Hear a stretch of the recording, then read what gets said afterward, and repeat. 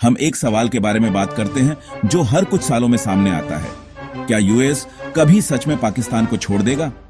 या पाकिस्तान की लोकेशन में कुछ ऐसा है जो अमेरिका को बार बार खींच लाती है, चाहे हालात कितने भी खराब क्यों ना हो?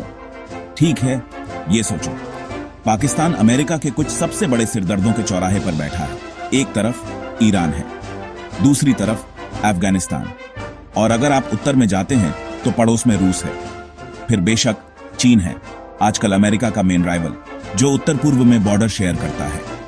अगर आप यूएस हैं तो यह एक prime piece on real estate है, लेकिन हिस्ट्री यह मेसी है। यूएस और पाकिस्तान के बीच ओवन अगेन ओम्फ अगेन वाले रिश्ते रहे हैं। कोल्ड वॉर में वापस जाएं, अमेरिका को सोवियत संघ को कंट्रोल में रखने के लिए इस रीजन में दोस्त चाहिए थे, इसलिए उन्होंने पाकिस्तान में पैसा और हथियार पंप किए। लेकिन फिर 1990 का दशक आया और यूएस ने अपने न्यूक्लियर प्रोग्राम के लिए पाकिस्तान पर सैंक्शन लगा दिए। ऐसा लगा जैसे रिश्ता खत्म हो गया। स्पॉइलर, ऐसा नहीं था। 9/11 के बाद सब कुछ बदल गया।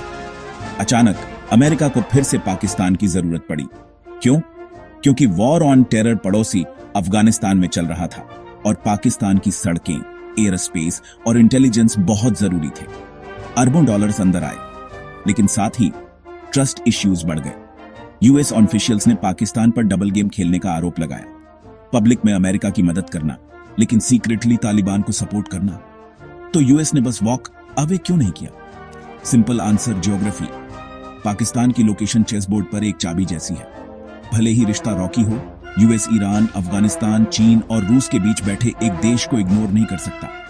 मैप देखो, अगर यूएस ईरान में क्या हो रहा है इस पर नजर रखना चाहता है, या चीन के बढ़ते इन्फ्लुएंस का मुकाबला करना चाहता है, या यह सुनिश्चित करना चाहता है कि अफगानिस्तान फिर से आतंकवादियों के लिए एक सेफ हेवन न बन जाए, तो पाकिस्तान ठीक बीच में है।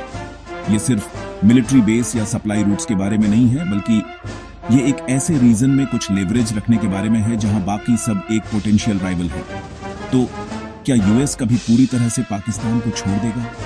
नेवर से नेवर, लेकिन यह अनलाइकली है।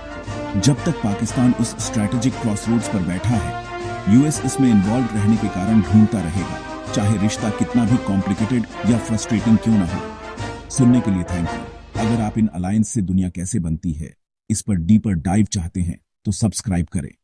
अगले वाले में मिलते हैं।